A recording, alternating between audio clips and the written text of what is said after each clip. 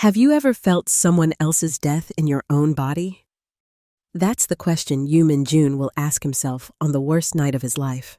But let's start 3 hours earlier, when two men who've never met are about to collide in the most impossible way. Rain falls cold on Seoul tonight. Under the Hanam Bridge, a homeless man sits on cardboard, metal cup beside him. Han Min-jae pulls off his glove, revealing a crescent-shaped birthmark on his right palm.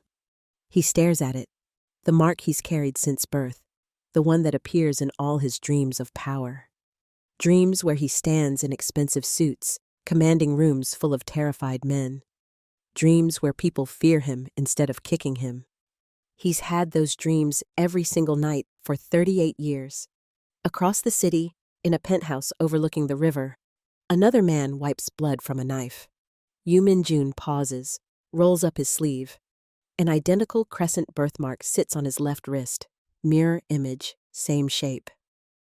He doesn't know why his chest suddenly tightens.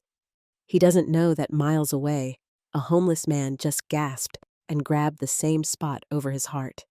Two men who share a face, a birthmark, a heartbeat. Tonight, one of them will die, and the other will remember everything. Between them stands Zara Okafor, 26, camera strap across her shoulders. She's documenting Seoul's homeless for a project nobody cares about. She's 3 months behind on rent, exhausted from double shifts, and wondering why she's still in Korea when her scholarship ran out 2 years ago. She doesn't know her next photograph will reveal an impossible truth. She doesn't know she's about to become the bridge between two halves of the same soul. The city hums, neon flickers, rain drums against metal. And somewhere in the dark, fate is about to prove that some connections can't be broken, even by death. Have you ever met someone and felt like you've known them your whole life? Like you were supposed to find each other? Stay with me. This story goes places you won't believe. Min-jun's world is leather, whiskey, and silence. The private club sits 42 floors above the city. Men in tailored suits speak in low voices about shipments, territories, payments. No one raises their tone. Power here is measured in restraint. Min-jun sits alone by the window, watching rain streak down glass. His bodyguard, Dae-sung, stands 3 steps back. "Boss, the port shipment cleared. No complications." Min-jun doesn't respond. His fingers trace the birthmark on his wrist, a habit he's had since childhood but can't explain.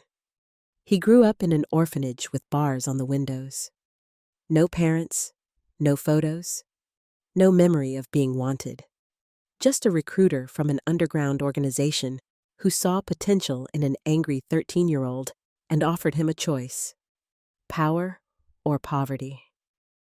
Min-jun chose power, built an empire, made himself untouchable. But tonight, untouchable feels exactly like alone. "Let's go," he says abruptly. "I need air." They drive through rain-slicked streets toward the docks. Business never stops. They pass a slum near Hanam Bridge. "Stop." Dae-sung frowns. "Boss?" "Stop the car." Something pulls Min-jun toward the bridge, an instinct he doesn't understand. He steps out into the rain. That's when he sees him. A man sits on cardboard, thin and ragged, smiling at a young black woman offering him something warm. The man looks up. Their eyes lock. Min-jun's breath stops. It's his face, his exact face, but worn by suffering instead of sharpened by violence.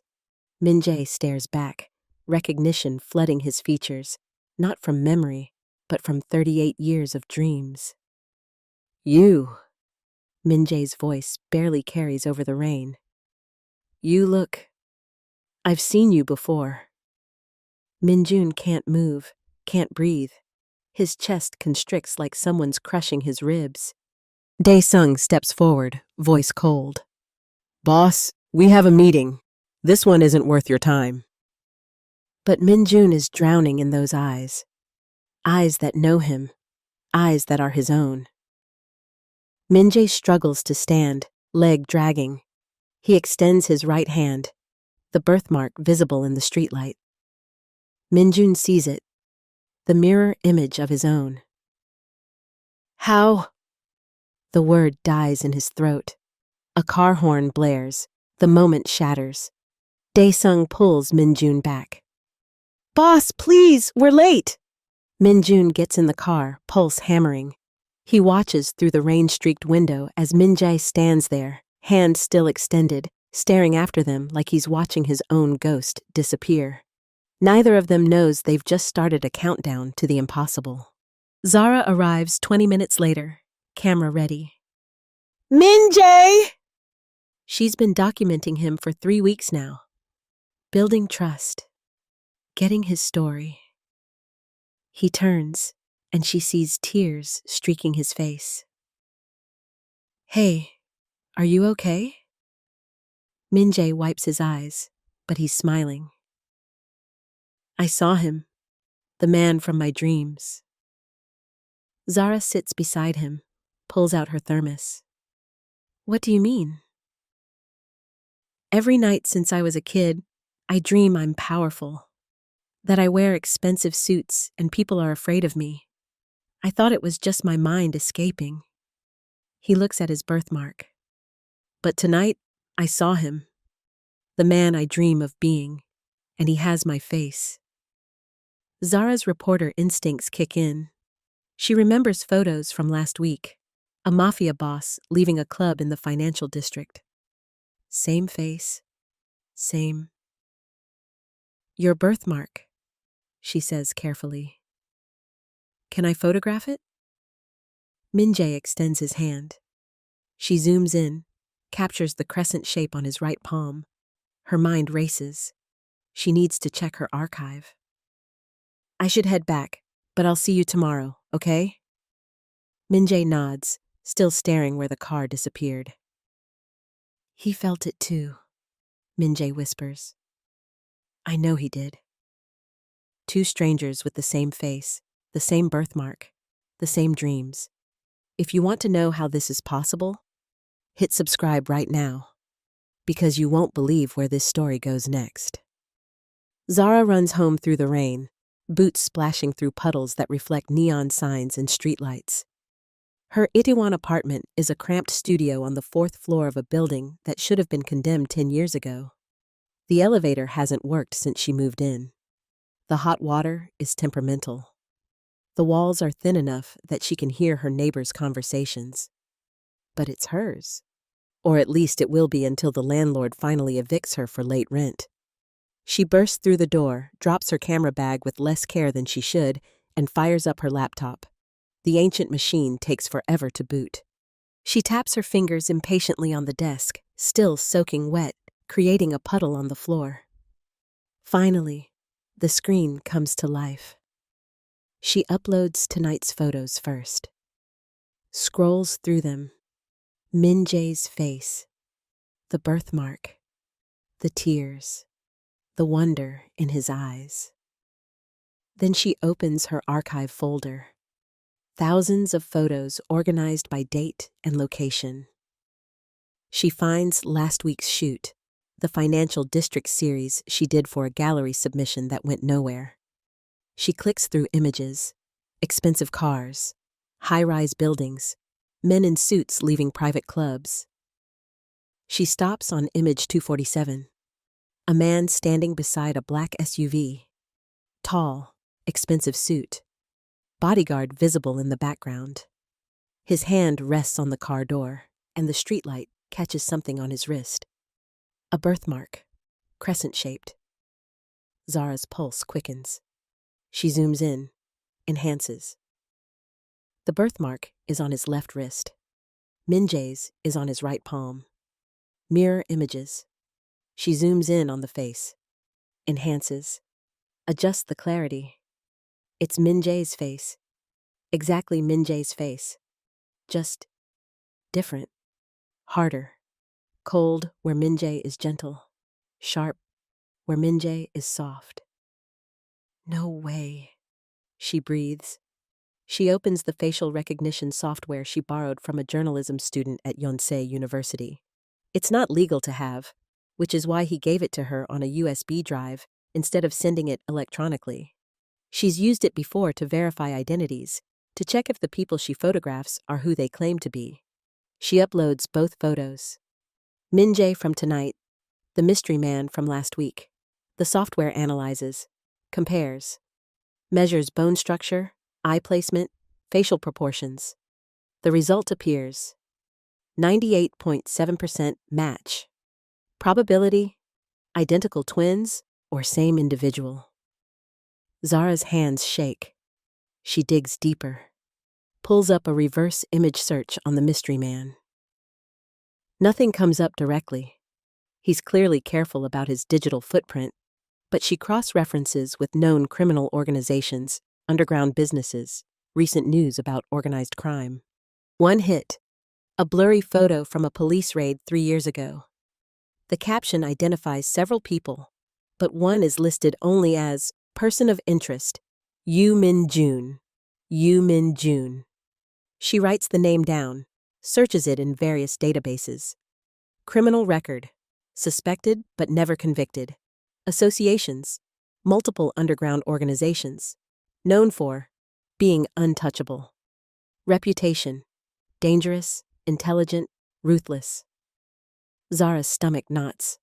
This is bigger than she thought, more dangerous. She searches for Han Minjae next. Almost nothing comes up. No criminal record, no arrests, no digital footprint.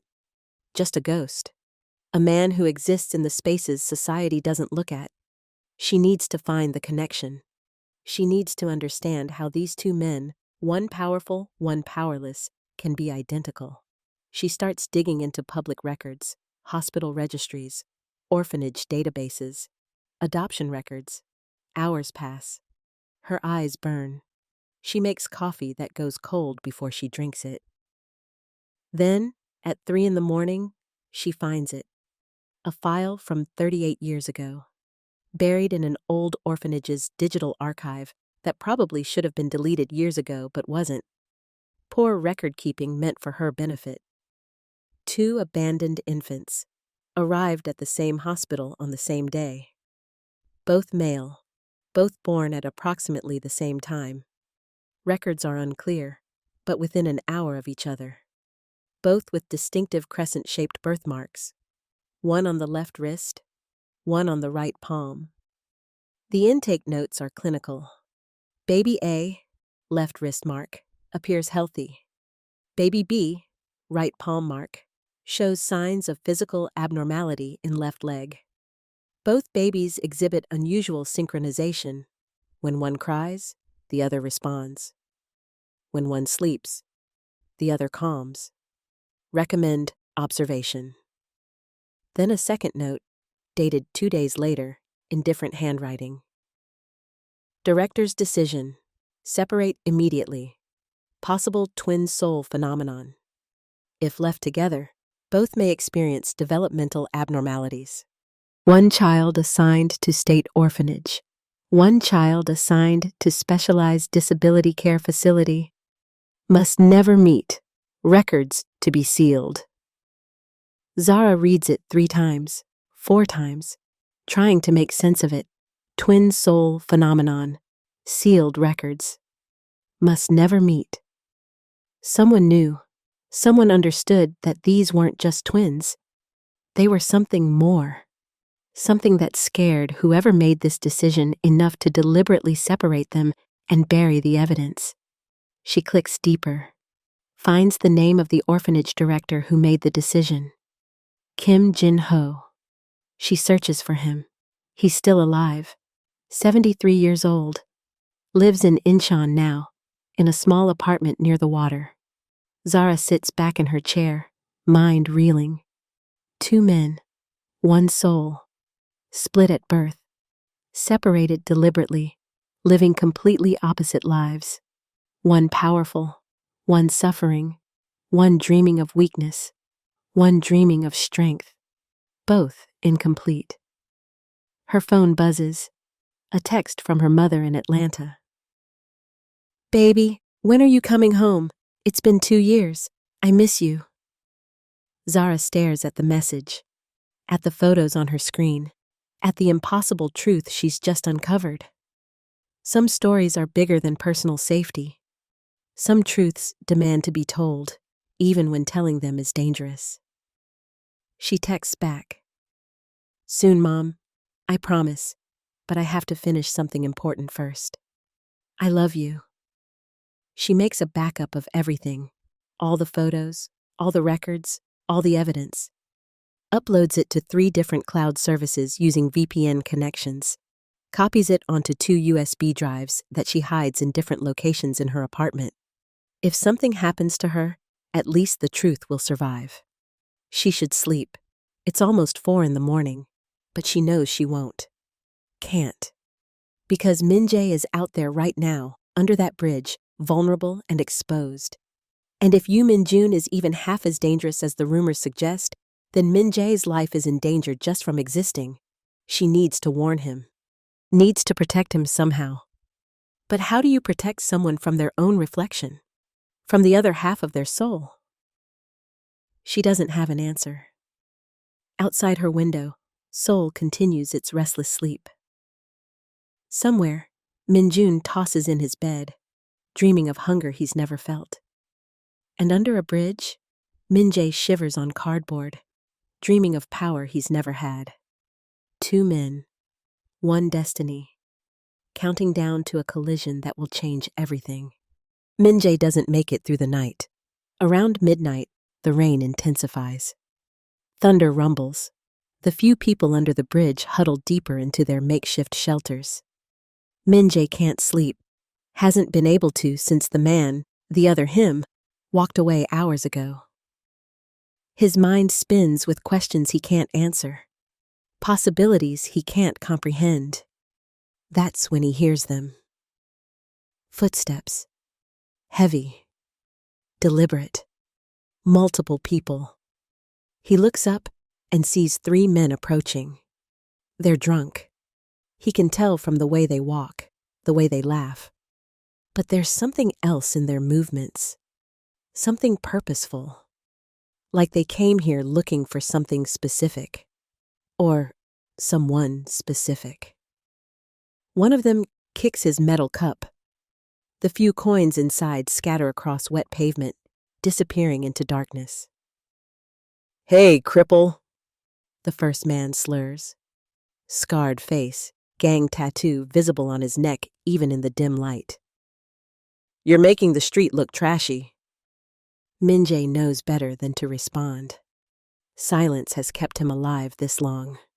Keep your head down. Don't make eye contact. Let them get bored and move on. But tonight, they don't move on. The first kick lands in his ribs. Sharp, painful, calculated. Min Jae curls up, protecting his head with his arms. His bad leg screams in protest. People are watching from other parts of the bridge. He can see their shadows. But no one moves. No one helps. No one even calls out. The slum has one rule. Don't get involved. Survival means minding your own business. Helping someone else just makes you a target. The second kick lands in his back, then his stomach, then his leg, the bad one, and white-hot pain explodes through his body. "You know what your problem is?" Scarred face laughs. "You exist in the wrong territory. Our boss is expanding operations, cleaning up the area. No room for trash like you." Another kick. Min Jae tastes blood. This isn't random violence.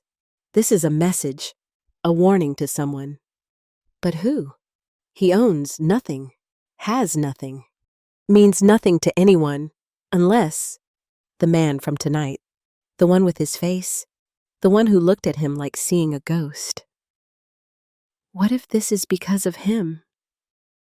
What if just being seen with him, even briefly, marked Min Jae for death? The beating continues. Methodical. Professional. These men know what they're doing. Min Jae's mind fractures from the pain. And suddenly, he's not under the bridge anymore. He's in an office. Leather chair. Mahogany desk. Floor-to-ceiling windows overlooking the city. He's signing papers. Men in suits nod respectfully. Someone brings him whiskey in a crystal glass. He feels powerful. In control. Feared. The other life. The life he dreams. The life he was supposed to have. This is what I could have been, he thinks through the haze of pain. If fate had chosen differently. If someone hadn't decided I should suffer while he thrives. Enough, one of the other men says. Boss said send a message, not kill him. But Scarred Face isn't listening. He's enjoying this too much. One more. Just one more. The final kick lands directly on Min Jae's head. Everything goes white, then red, then dark. That's when Zara arrives. She's been unable to sleep, haunted by the photos and records. She grabbed her camera and came back to the bridge, needing to see Min Jae, needing to warn him somehow. She hears the sounds first. Laughter, the thud of impact, a pained gasp. Stop! She screams, running forward, camera raised. Her finger instinctively presses the shutter. Flash fires. Click, click, click. The men see her, see the camera, see the evidence being created. Damn it! Scarred Face hisses. She saw our faces. Then we take the camera, one says, starting toward her. But Zara is already uploading to the cloud using her phone's hotspot. Auto backup. The photos are already gone, out of their reach. The men realize this. They run, disappearing into the rain and darkness. Zara drops to her knees beside Min Jae, hands shaking, pulling out her phone. Stay with me. I'm calling for help. There's so much blood. Too much blood. Min Jae's hand finds hers. His grip is weak, cold. His eyes open just slightly, and somehow, impossibly, he's smiling. I understand now, he whispers, voice barely audible over the rain. The dreams, the connection. We're not two people. Minji, don't talk. Save your strength. Tell him. His grip tightens just slightly. Tell him I understand. We were never meant to be apart. We're one soul. Split somehow, living half-lives. Tell who? Minji, please. Tell my other half. Blood appears at the corner of his mouth. Tell Yu Min-jun. That's his name. I heard it in my dreams. Tell him, when one person dies, his eyes start to close. The other will remember everything. No, no, stay with me. Zara's voice cracks. Help is coming. Just hold on. But Min Jae's hand goes limp in hers. His eyes close. His chest stops moving. And miles away, in a penthouse 42 floors above the city, Yu Min-jun wakes up screaming, clawing at his chest, dying a death that isn't his. Min-jun is on the floor of his bedroom, gasping for air that won't come, clawing at his chest like he can tear out whatever's crushing his heart. Pain. Impossible pain. Everywhere at once. His ribs, cracked, broken, screaming. His leg, white-hot agony, old injury reopened. His head, pounding, bleeding, dying. Dae-sung crashes through the door, gun drawn, scanning for threats. Boss! What happened? Who attacked you? But there's no one else here. Just Min-jun on the floor, screaming, convulsing. I can't breathe, Min-jun gasps. Can't. I'm dying. But he's not. His body is fine, unharmed, safe in his penthouse with guards posted at every entrance. Yet he's dying anyway. He's under a bridge. He can feel cold concrete beneath him, smell rain and river water and blood. He tastes copper in his mouth. His leg is twisted wrong. Someone's kicking him. Again, again, again. He sees a young black woman with terrified eyes, camera raised, screaming for them to stop. Sees men with gang tattoos running away into darkness. Feels his life draining away with every heartbeat. Feels himself dying. Then, nothing. Silence. Absence. Min-jun blinks, and he's back in his penthouse.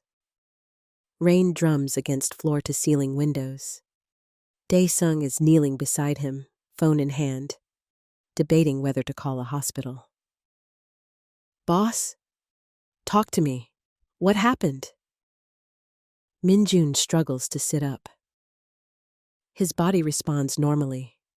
No broken ribs, no bleeding, no injuries.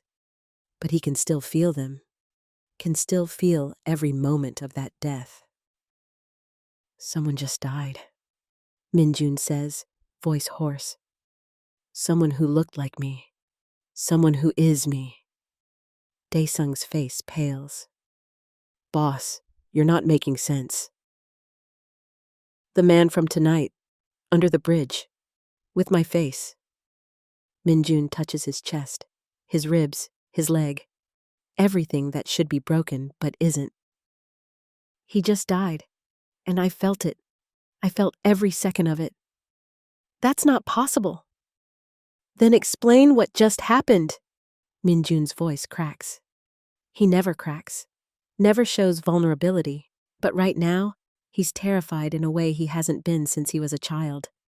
Because he didn't just watch someone die. He experienced it, lived it, was inside that body when it stopped breathing. Dae-sung sets his jaw. "Tell me what you need, boss." "Find him." Min-jun stands, legs shaking. "Check the hospitals, the morgues, a man with my face. Hannam Bridge area. Find him now." Dae-sung doesn't waste time with questions. He makes calls, lots of them, pulls in favors, contacts people in the police department, in emergency services, in the underground networks that know everything happening in Seoul's shadows. Min-jun paces while he waits, touches the birthmark on his wrist over and over. It burns, actually burns like it's on fire. 30 minutes later, Dae-sung has an answer. "Boss." His voice is careful, gentle, like he's delivering news about a death in the family. "They found a body under Hannam Bridge. Male, late 30s, beaten to death. No identification except a birthmark on his right hand." Min-jun's legs give out. He sits heavily on the edge of his bed. "Show me." Dae-sung pulls up a police photo on his phone, hesitates. "Boss, are you sure?" "Show me." Dae-sung turns the phone. Min-jun sees the face. It's his face, exactly his face, but softer, kinder, peaceful despite the violence. Like even in death, this man had found some measure of grace. "Who is he?" Dae-sung asks quietly.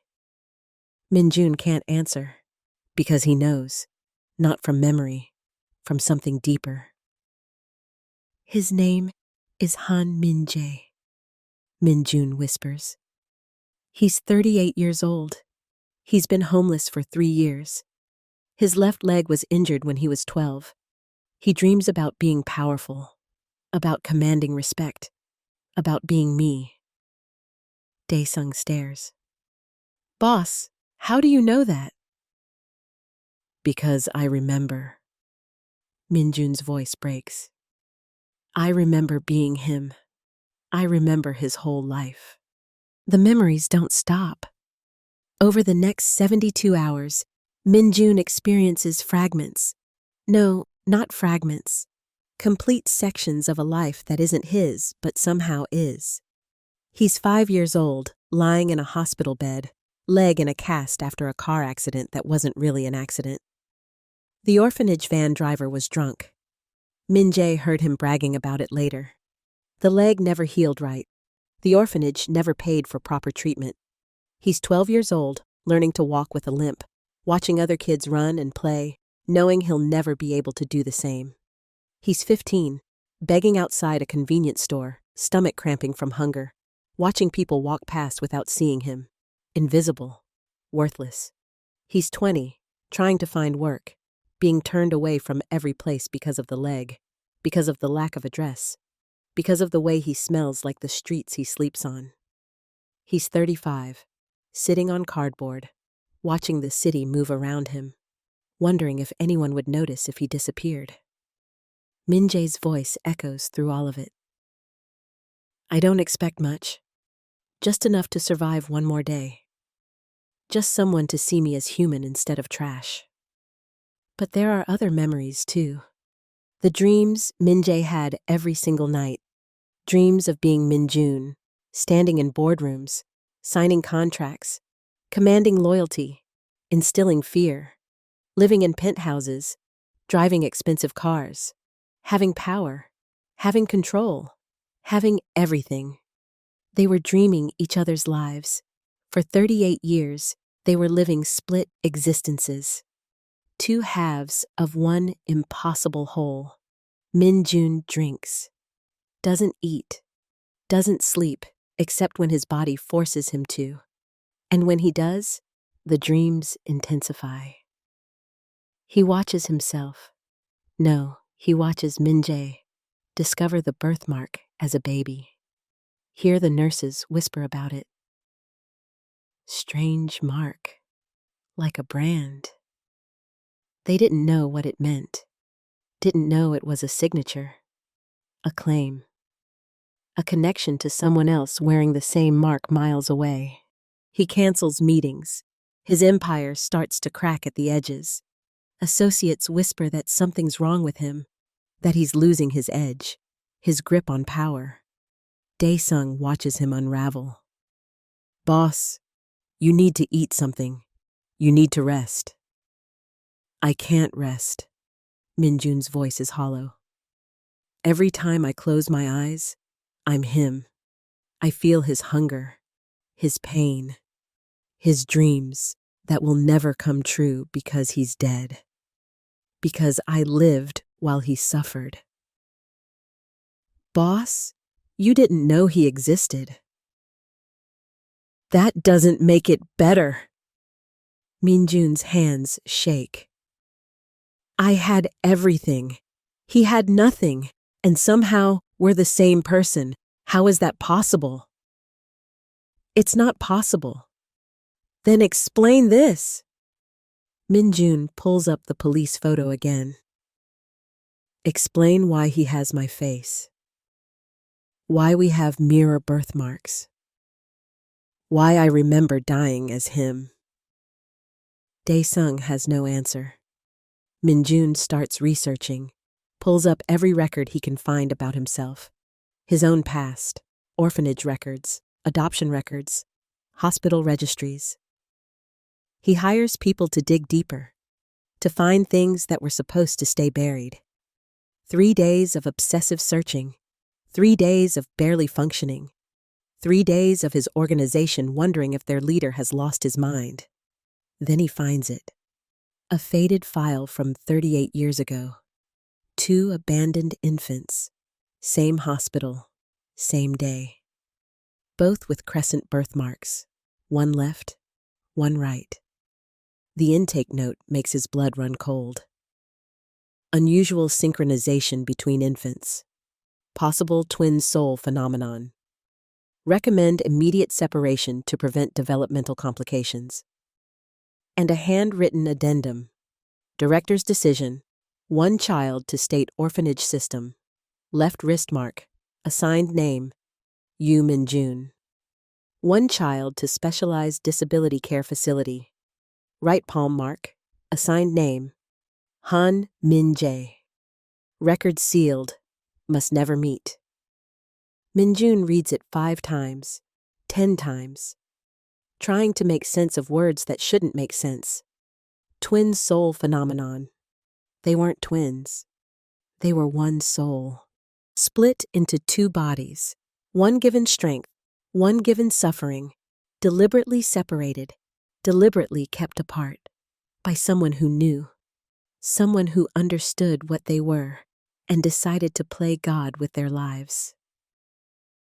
Who made this decision? Minjun whispers, finger tracing the signature at the bottom of the page. Director Kim Jin-ho. Find him, Minjun tells Dae-sung. Find him now. Boss, what are you going to do? Minjun looks at the police photo of Min Jae's body one more time. At the face that's his face. At the life that should have been his life. I'm going to get answers, he says, and then I'm going to decide what justice looks like. Zara sits in a police station for 6 hours, giving her statement, showing her photos, watching officers type reports with the enthusiasm of people who know nothing will come from this. Another dead, homeless man. No family. No one to advocate for him. Just another file to be closed and forgotten. Did you get clear photos of the attackers? The officer asks, barely looking up from his computer. Yes, all 3 faces. Clear shots. We'll look into it. They won't. Zara knows they won't. She's been in Seoul long enough to understand how this works. She finally leaves the station at dawn, exhausted and grief-stricken. She goes home, uploads the photos to every cloud service she has, makes backups of backups. Then she prints 2 sets of photos and pins them to her wall. Min Jae's face in life, smiling at her, gentle, kind. Min Jae's face in death, still somehow peaceful. The mystery man from last week, Yoo Min-jun. Same face, but completely different energy. The birthmarks, mirror images. The orphanage records she found days ago showing deliberate separation. She stands back and looks at the whole board. The pattern is impossible to deny. 2 men, 1 soul. Split at birth, living opposite lives. One powerful, one suffering. One alive, one dead. Her phone rings. Unknown number. She considers not answering, but something makes her pick up. Ms. Okafor? A man's voice. Calm, controlled. My employer would like to speak with you about Han Min-jae. Her pulse spikes. Who's your employer? Someone seeking the same answers you are. Someone who experienced something impossible 3 nights ago when Min Jae died. Zara's grip tightens on the phone. You Min-jun? A pause. You know the name? I know a lot of things. I know you're the same person, or you were supposed to be. I know someone separated you at birth. I know Min Jae died dreaming of being you, while you lived the life he should have had. Another pause, longer this time. Then you understand we need to meet. Why should I trust you? Because you photographed his death. Because you were the last person he spoke to. Because he asked you to tell me something, and I need to hear it. Zara's throat tightens. Min Jae's last words. Tell him I understand. We were never meant to be apart. Where? She asks. A car will arrive in 20 minutes. My employer promises your safety. Promises from criminals don't mean much. He's not who he was. The voice, Dae-sung's voice, though she doesn't know that yet, softens slightly.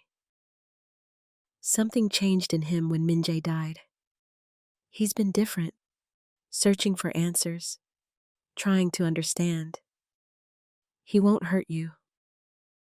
Zara looks at the photos on her wall, at Min Jae's face, at his final smile. Some stories demand to be told, even when they're dangerous. Some truths need witnesses. 20 minutes, she says. I'll be ready. She grabs her camera, her backup drives, her phone, leaves a note on her laptop. If I don't come back, all evidence is in cloud storage. Passwords are in the usual place. Tell my mother I love her. Then she waits. The car is exactly what she expected. Black SUV, tinted windows, professional driver who doesn't make small talk. They drive through Seoul's early morning streets, past the financial district, up into the hills where the truly wealthy live. The penthouse is on the 42nd floor. Dae-sung meets her at the elevator, checks her for weapons, she has none, and leads her to a room overlooking the city. That's where she sees him. Yoo Min-jun stands at the window, backlit by dawn light, and Zara's breath catches. It's Min-jae's face.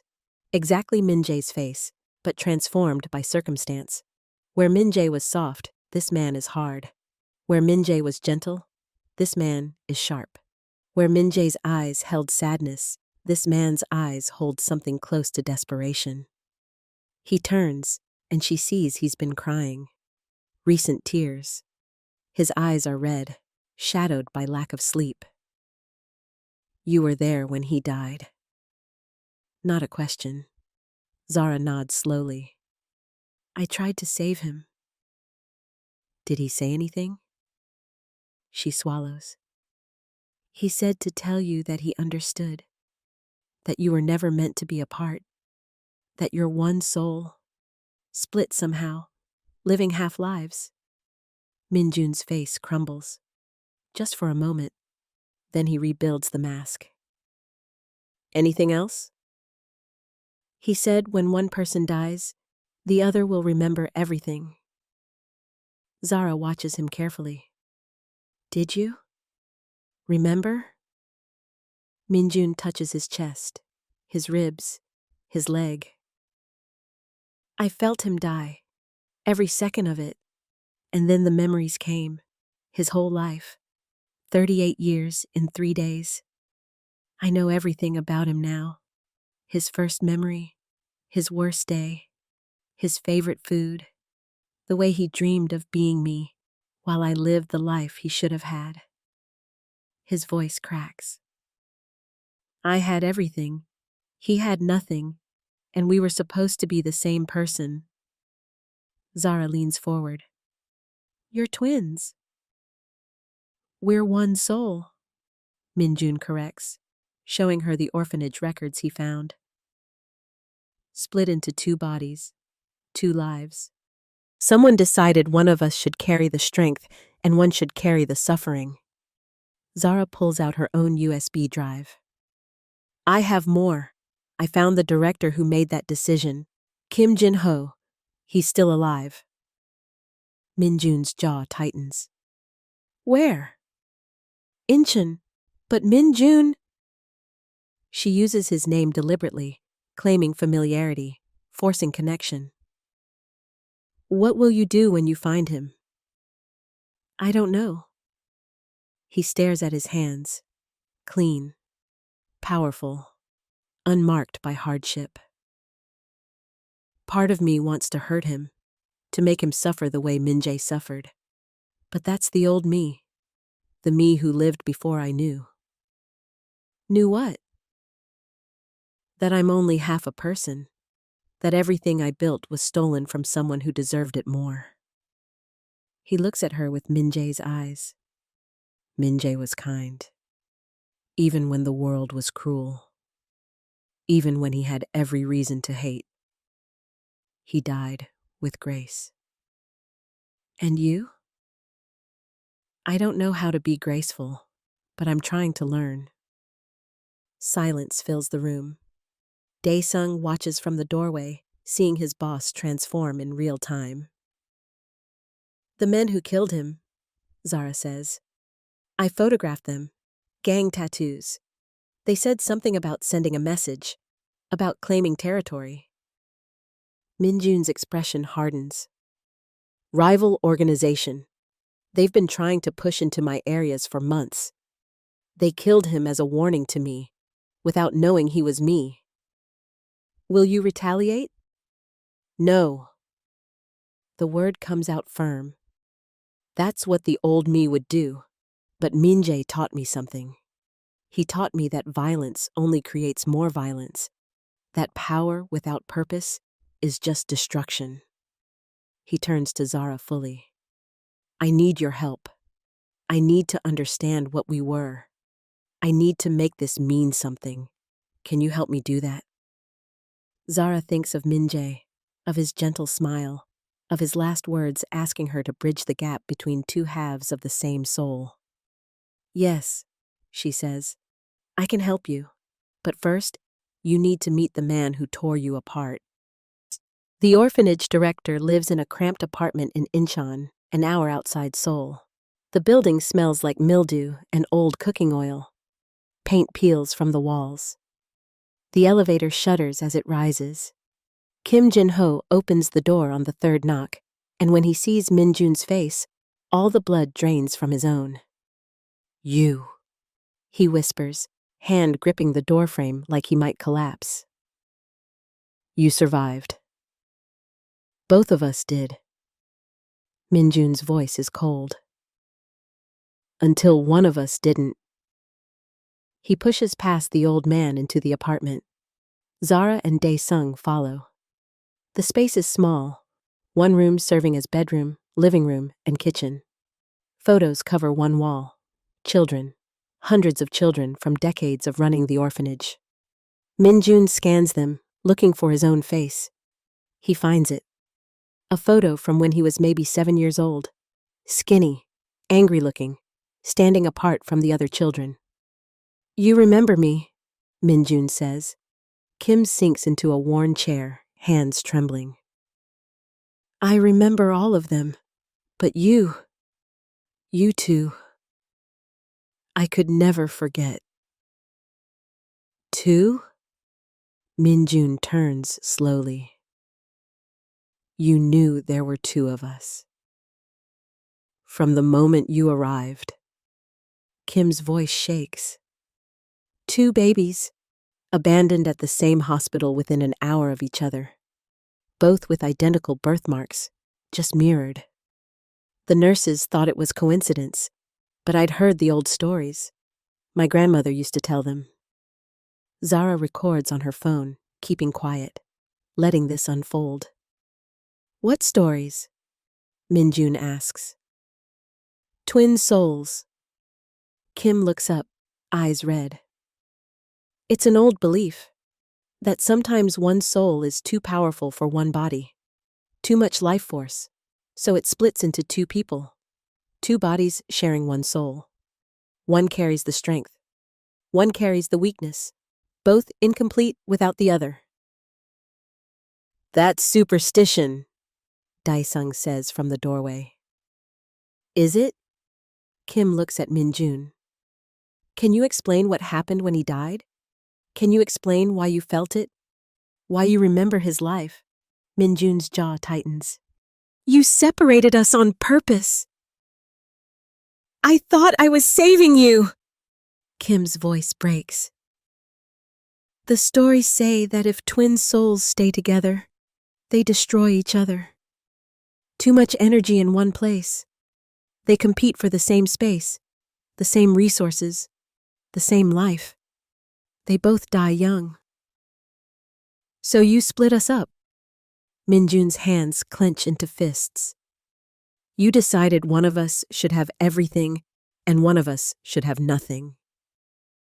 I tried to balance it. Kim stands, agitated. I gave one child to the state system. You, hoping you'd find a good family, a good life.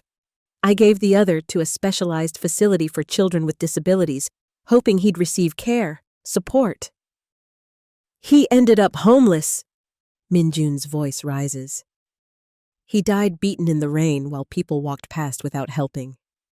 That's the balance you created? I didn't know it would turn out that way. I didn't know you'd both end up in such extreme circumstances. I tried to check on you over the years, but after you joined that organization, Kim's hands shake worse. After that, I was too afraid. Too afraid of what you'd become. Too afraid of what you'd do if you found out. Zara steps forward. You kept records. Sealed records. Why keep them if you wanted this buried? Kim's eyes glisten with tears. Because I needed to know. Needed to watch. To see if I'd made the right choice, or if I'd damned you both. You damned us both, Min Jun says quietly, dangerously. You split one soul into two incomplete halves. You gave me power and him suffering. You made sure we could never be whole. I thought you played God with our lives. The room falls silent except for the hum of traffic outside. Min Jun stands over Kim, every muscle tense. He could hurt this man, could destroy him. It would be easy, satisfying even. But then Min Jae's voice echoes in his memory. Anger is just fear wearing a mask, and I'm not afraid anymore. Min Jun exhales slowly. He was kind. Did you know that? Min Jae. After everything, after being abandoned, after the accident that ruined his leg, after years of being invisible, he was still kind, still gentle, still hopeful. Kim wipes his eyes. I saw his photo after he died. The police sent it to me because his records traced back to my orphanage. When I saw his face, he breaks down completely. When I saw his face, I knew I'd failed. I'd tried to save you both and destroyed you both instead. You didn't destroy me, Min Jun says. You made me into something monstrous, but his voice cracks. He stayed human. Despite you. Despite everything. Zara touches Min Jun's arm gently. He's shaking. She can feel it. There's something else, Kim says quietly. The men who killed him, they weren't random. Min Jun's head snaps up. What do you know about that? I still have contacts in the social services world. I heard things. Rival organization targeting your territories. They found out about a homeless man with your face. Someone must have seen you together that night, and they used him to send a message. They killed him because he looked like me. They killed him because, in a way, he was you. Min Jun's control finally breaks. He slams his fist into the wall, creating a dent in the cheap drywall. I want their names, all of them. What will you do? Kim asks. Min Jun turns and Zara sees something shifting in his eyes. The cold Mafia boss dissolving. Something else emerging. Something shaped by Min Jae's memories, Min Jae's kindness, Min Jae's gentle strength. What he would want, Min Jun says. Justice, not revenge. There's a difference. They leave Kim's apartment with names, addresses, organizational structures. Everything the old man knows about the rival gang. In the car, Dae-sung watches his boss in the rearview mirror. Boss, what's the plan? Min Jun stares out the window, silent for a long moment. We're not retaliating. We're not starting a war. We're ending one. I don't understand. I'm turning myself in. Min Jun's voice is calm, resolved. I'm giving the police everything. Names, locations, evidence. Both organizations. Mine and theirs. Dae-sung nearly drives off the road. Boss, you can't be serious. That's suicide. They'll kill you in prison. Your own people will kill you for betraying them. Probably. Min Jun touches the birthmark on his wrist. But Min Jae didn't get a choice about how he died. The least I can do is choose how I live whatever time I have left. Zara leans forward from the back seat. You're really going to do this?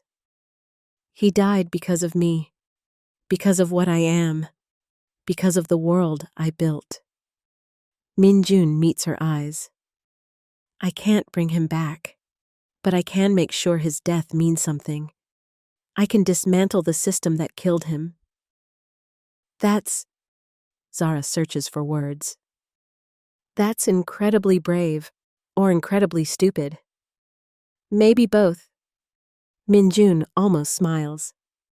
But it's what he would want. I know because I remember what he thought about violence, about power, about the way people like me destroyed people like him. Dae-sung pulls over to the side of the highway, puts the car in park, turns around fully. Boss, I've worked for you for 8 years. I've seen you do terrible things, but I've also seen you take care of people nobody else would help. You're not just a monster. I'm not just a monster, Min-jun agrees. But I'm not just human either. I'm 2 people now, and one of them was better than me. What do you need from me? Dae-sung asks. Testimony. You know where the bodies are buried, literally. You know the operations, the payments, the corruption.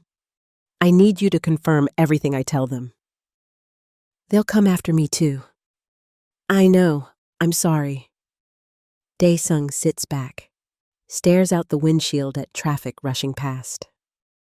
My sister works as a nurse. She's clean. Never been involved in any of this. If something happens to me, I'll make sure she's protected, Min-jun promises. And compensated. Everything I have that's legitimate. It's not much, but it's something. It goes to families like hers. People who got caught in the crossfire. Zara watches this exchange, camera forgotten in her lap. This is a side of organized crime she's never seen documented. The moment when the monster remembers it's human. When? Dae-sung asks. Tomorrow morning. I need tonight to prepare, to gather everything.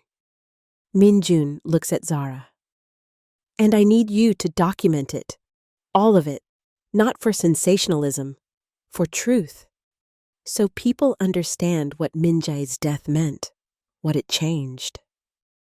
Zara nods slowly. I can do that, but Min-jun, this is going to destroy your life. My life was already destroyed, he says quietly. I just didn't know it until 3 days ago when half of me died.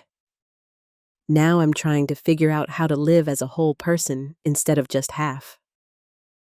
That night, Min-jun finally sleeps. In the dream, he's under the bridge again. But this time, Min-jae is there, solid, real, smiling. They stand face to face, perfect mirror images except for the birthmarks. You look tired, Min-jae says gently. I've been carrying both of us. Min-jun's voice breaks. I'm sorry. I should have found you sooner. You found me exactly when we needed you to. Min-jae touches Min-jun's chest, over his heart. You lived with too much strength. I lived with too much weakness. But now, white light flares between them, warm, healing. Now you carry both of us, Min-jae continues. My kindness and your strength. My mercy and your power. Together, we're finally complete. Min-jun feels it, the merging, the memories settling, the pain transforming into purpose. What do I do now? Min-jae smiles. You live, for both of us, with honor. The light grows brighter. Min-jae starts to fade. Wait. I'm not leaving. I'm becoming part of you. Every choice you make, Every kindness you show, that's me, still living. He touches their matching birthmarks one last time. Tell her thank you. The woman with the camera, she saw me when no one else did. The light explodes. Minjun wakes, tears streaming. For the first time since Minjai died, he doesn't feel empty. He feels whole. 3 months later, Minjun stands in court, pleading guilty to racketeering, money laundering, conspiracy. The courtroom is packed, media cameras everywhere. The men who killed Minjae are sentenced. The rival boss who ordered it faces life in prison. Corrupt police who ignored the slums are investigated. It's not perfect justice, but it's real. The judge looks at Minjun. Do you have anything to say? Minjun glances at Zara in the gallery. She nods encouragement. Her camera rests in her lap. She's not working now, just present. I spent 38 years believing power meant survival, Minjun says. That only the strong deserve to exist. But my brother, my twin soul, taught me that strength without compassion is just cruelty. That power without accountability is cowardice. His voice steadies. I can't bring him back, but I can honor his memory by becoming someone he'd be proud to share a soul with. The judge sentences him to 5 years with parole eligibility in 3. Minjun accepts without flinching, because Minjae's voice whispers, some prisons set you free. Zara visits every week. They sit across from each other in the visitation room, and slowly, something grows between them. He's not the Mafia boss anymore. She's not just the photographer. They're two people who witnessed the impossible and survived it together. My documentary finished, Zara tells him during one visit. A gallery in Itaewon is featuring it. I'm calling it Soul's Invisible Twins. 1 soul, 2 lives. Minjun's throat tightens. He would have liked that. I think he likes you, the person you're becoming. Minjun presses his hand against the glass barrier. The birthmark on his left wrist looks different now, softer, like the sharp edges blurred. Some days, I still feel his pain, his loneliness, but I also feel his hope, his capacity for love. What did he hope for? Family, belonging, someone who saw him as human. Zara matches his hand on her side of the glass. You're not alone anymore. Neither are you, he whispers, and they both believe it. 2 years later. Minjun is released early for good behavior and cooperation with ongoing investigations that dismantled 2 criminal organizations. He steps into Seoul sunshine. Zara waits by the gate. She's different too, confident. Her documentary won international awards. She founded the Min Jae Project, a nonprofit documenting and supporting the homeless with dignity and resources. Ready? She asks. He nods. They walk together through the city, past the slums, past Hanam Bridge. There's a memorial there now. Fresh flowers always present. A bronze plaque. Han Min Jae, 1987-2025. Gentle, kind, forever remembered. Minjun kneels, places a thermos of tea beside the flowers. The kind Zara gave Minjae that last night. Thank you, he whispers, for showing me how to be human. Zara kneels beside him. What now? Minjun helps her up. We build something, not an empire, a home. 6 months later, a small cafe opens in Itaewon. It's called the Crescent Moon. 2 crescent shapes painted on the window.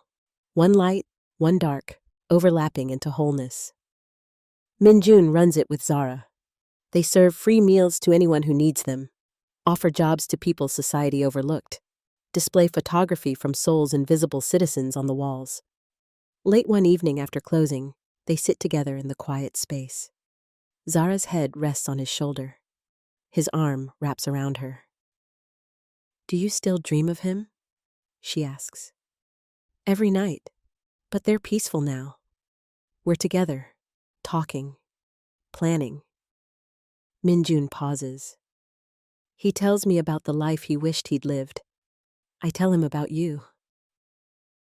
"What do you say?" Minjun tilts her chin up, looks into her eyes. This woman who refused to let an invisible man stay invisible, who forced a monster to remember his humanity. "I tell him I found someone who sees me. Both of me. All of me. And loves it anyway." Zara's breath catches.